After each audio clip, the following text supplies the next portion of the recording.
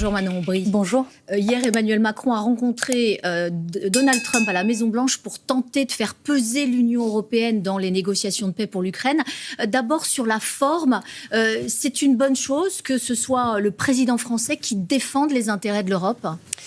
Écoutez, dans tous les cas, il faut qu'il y ait un échange entre les États-Unis et l'Union européenne. Mais puisque vous parlez de la forme, moi j'ai quand même eu le sentiment d'une forme d'humiliation pour la France hier dans les échanges entre Donald Trump et Emmanuel Macron. Je passe sur les échanges physiques très virilistes de « je te tape dans le dos, on est les meilleurs amis », etc.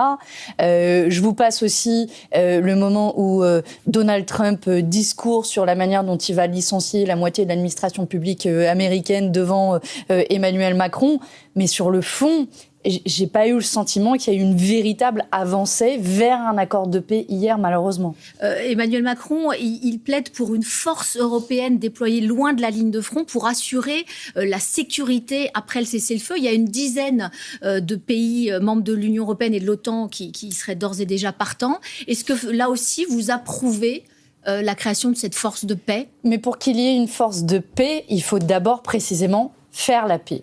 Et hier, le principal enjeu de la discussion entre Donald Trump et Emmanuel Macron, si vous écoutez bien la conférence de presse, ce n'est pas la paix, c'est l'accès des États-Unis aux minéraux rares qui sont notamment dans les territoires occupés par la Russie. Alors ça fait partie du deal, entre guillemets. Oui, mais ce sur quoi Vladimir Poutine a évidemment rebondi en disant « mais bien sûr, pas de souci, je vous laisse l'accès aux minéraux rares ». Mais ce sont dans les territoires occupés. Il y en a une manière de reconnaître qui sont quand même au centre de l'Ukraine. Mais c'est une manière de reconnaître quelque part l'annexion de la Russie en Ukraine. Dans le même temps, d'ailleurs, aux Nations Unies était votée une résolution qui demandait le retrait des troupes russes en Ukraine. Cette résolution n'a pas été votée par les États-Unis.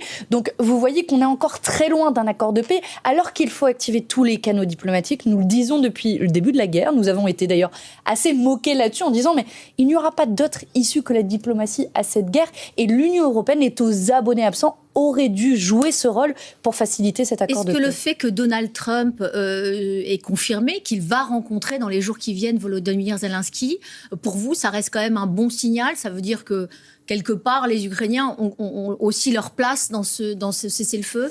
Écoutez, s'ils le rencontrent uniquement pour discuter et mettre la pression sur Volodymyr Zelensky, sur l'accès de nouveau aux minéraux rares, en disant finalement ce qu'a dit Donald Trump hier, c'était quasiment « I want my money back ». Je veux mon argent, j'ai investi de l'argent, moi, les États-Unis, alors Emmanuel dans Macron, cette guerre. Il a contesté les chiffres. Oui, mais vous voyez bien que Donald Trump a dit c'est vrai, en effet, n'importe quoi. Ils ont investi 500 milliards d'euros, alors que c'est beaucoup moins que ça, dans le soutien militaire qu'a apporté les États-Unis à l'Ukraine.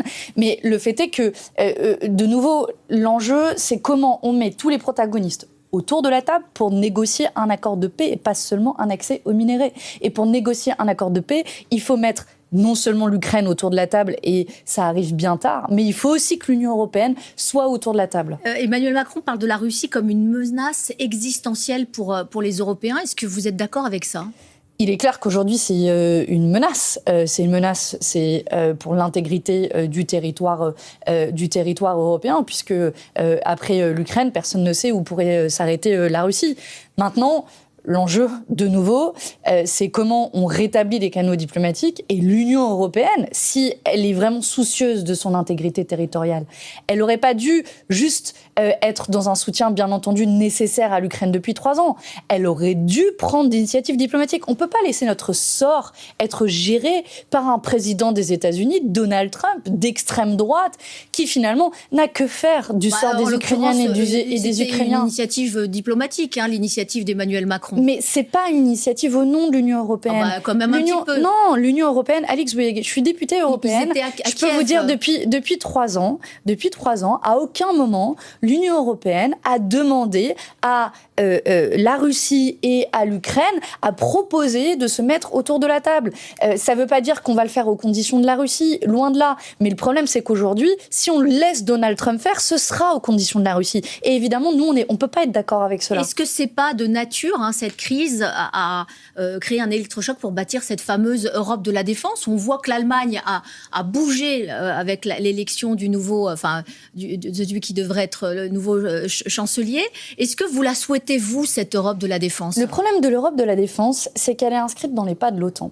Et les pas de l'OTAN... là, en l'occurrence, Donald Trump, il dit l'OTAN, maintenant c'est fini. L'Europe de la défense, je peux vous le dire en tant que députée européenne, la manière dont elle est construite, c'est dans une collaboration étroite avec l'OTAN. Ça veut dire des débouchés militaires à l'armement américain. Ça veut dire un commandement qui est en partie géré par les États-Unis d'Amérique, donc on voit très bien que les intérêts ne sont pas les mêmes que les nôtres, a fortiori quand c'est dirigé par Donald Trump.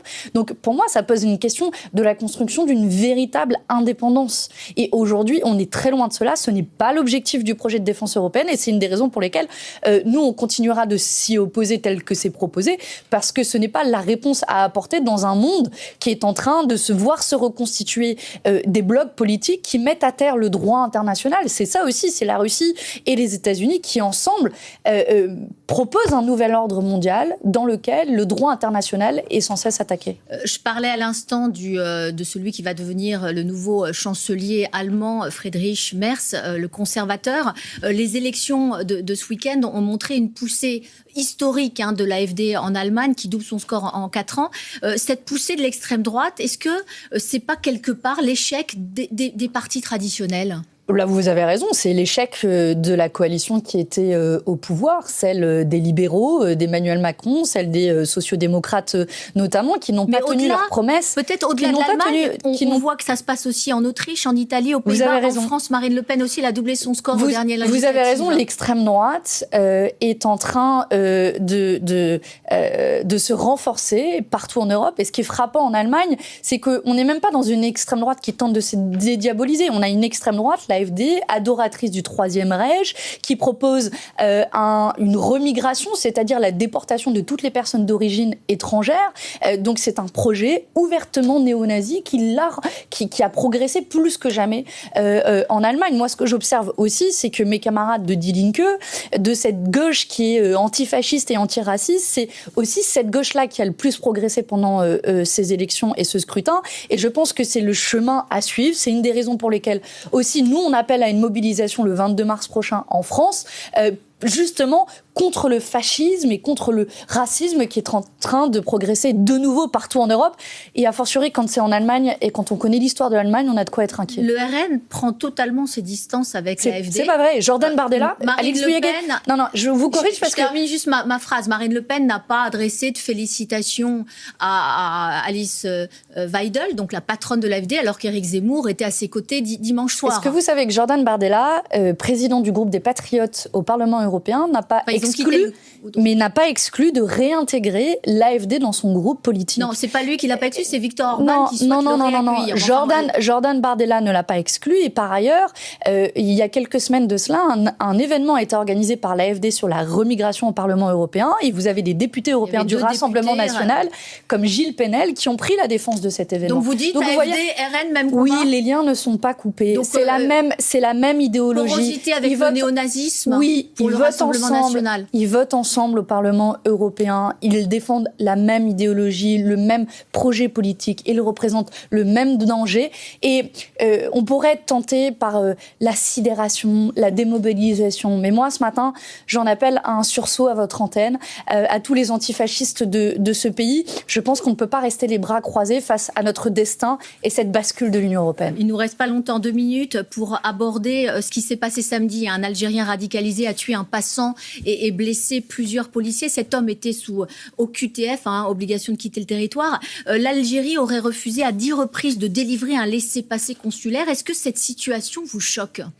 C'est le résultat d'une montée des tensions voulue par le gouvernement français avec l'Algérie, dont on voit les conséquences directes. C'est de la faute de la France. Mais je pense que la France a une responsabilité directe. D'ailleurs, le ministre des Affaires étrangères... Donc c'est l'Algérie qui refuse les laissez-passer consulaires, c'est de la faute de la France. Si l'on veut obtenir des laissez-passer consulaires, alors il faut ouvrir des canaux diplomatiques. Et d'ailleurs, j'observe que le ministre des Affaires étrangères, Jean-Noël Barrot, n'est pas d'accord avec le ministre de l'Intérieur, Bruno Retailleau, puisqu'il a dit lui-même que le rapport de force avec l'Algérie n'avait pas d'objectif et pas de finalité. Donc moi, ce que je souhaite, c'est qu'on puisse rétablir des canaux diplomatiques avec l'Algérie plutôt que de faire monter le niveau de tension comme le fait le gouvernement. Mais est-ce qu'il faut réduire aujourd'hui le nombre de visas accordés aux Algériens? Il y en a 250 000 et seuls 5% des OQTF visant des Algériens sont exécutés. Vous savez que le nombre de visas avec l'Algérie a déjà été réduit, diminué par 2 depuis 2017.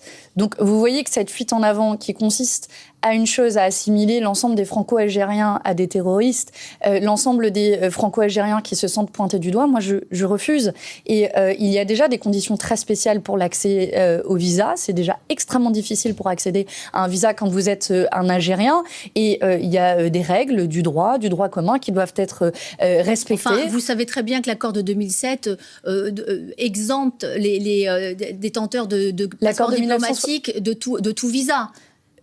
Donc ça veut dire que c'est des milliers de personnes, des Algériens, qui peuvent ne pas avoir besoin de visa pour venir en France, dès lors qu'ils sont détenteurs d'un passeport diplomatique. Ça sont les accords de 2007. Oui, mais les accords, ceux qui possèdent des passeports diplomatiques, c'est combien d'Algériens, Alix Bouygues? C'est des milliers quand même. Ah oui, mais sur les dizaines les dizaines de millions. Si ce sont des diplomates, a priori, en tant que diplomate français, on devrait aussi pouvoir aller facilement en Algérie. Vous voyez qu'il y a une forme d'hystérisation du débat autour de nos relations avec l'Algérie. Je pense que un peu d'apaisement ne ferait pas de mal. Et est-ce que vous pensez que pour apaiser, il y a un sujet de tension entre la France et la détention à Alger de Boualem Sansal, l'écrivain franco-algérien. Est-ce que pour vous c'est une détention arbitraire? Bien sûr que c'est une détention arbitraire. Il doit être libéré le plus rapidement possible et sans condition.